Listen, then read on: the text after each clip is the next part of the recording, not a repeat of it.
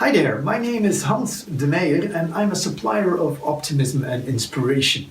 A supplier of what, you will ask? Well, of optimism and inspiration. Now, what is it that I do for a living? Well, I take complex or complicated subjects and I turn them into stories that stick. And so I think it's 13 months ago, one of my customers asked me to kind of start studying the GDPR theme, a very complicated and complex theme, and turn it into a story that self-employed, small and medium-sized businesses can really use as a pragmatic start to kick off their GDPR compliancy journey. And that is what I've done. The result was Sophie's Privacy, a down-to-earth approach to the General Data Protection Regulation. And ever since, I have been traveling through the country, giving presentations on this subject for business owners and people that are interested in knowing more about the subject. Now, what I hear from them is that when they leave the session, contrary to many other sessions they very often have already followed, they finally have some answers. They finally have a very concrete view of what to do when they get back into their organizations. Now, how do we do that? Well, it's a workshop, so you'll have to work a little bit.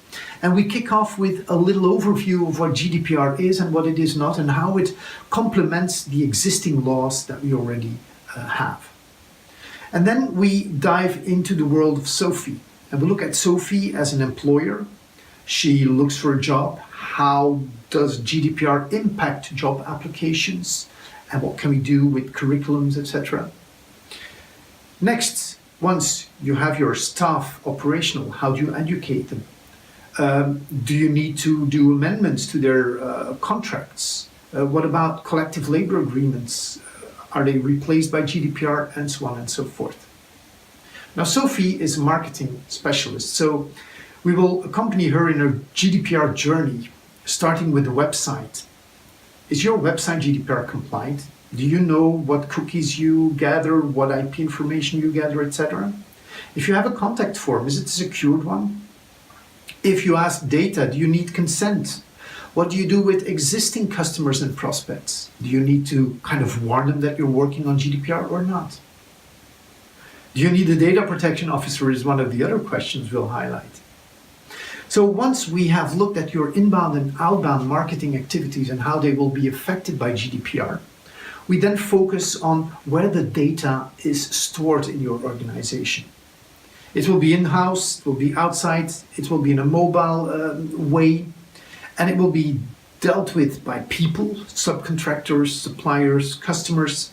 So what about these guys? Do you have updated contracts, collaboration contracts, guarantees that they are also GDPR compliant? What about your mobile devices? Are they protected in a secured way? Will you be able to monitor any intrusions or theft or anything else of the kind? Are you able to report? And what happens if someone files a complaint? What is the process that is going to be followed? Now, don't worry, you will see in the end that it is not, as many people tend to say, like, hey, watch out for 20 million euros of fines, or 4% of your world turnover might be in danger. No. It won't go that fast. But there's enough reason to kind of have this sense of urgency, because May 25th is going to be there rapidly and faster than we think.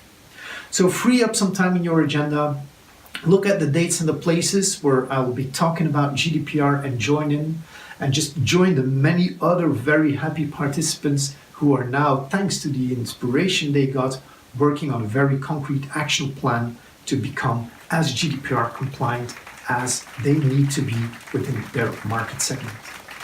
And between now and then, take care and live happy lives. Cheers.